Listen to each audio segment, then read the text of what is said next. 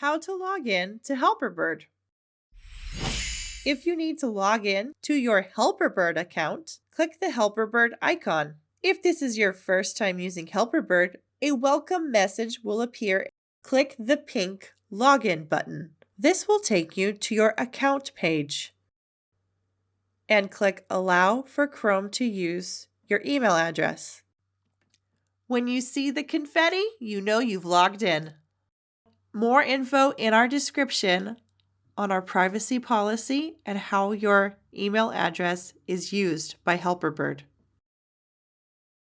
If you've been enjoying Helperbird, the all-in-one accessibility and productivity tool, please consider giving us a review.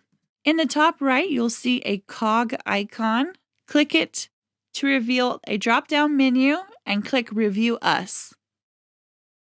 This helps us reach new users and continues our mission to help make the web more accessible for everyone.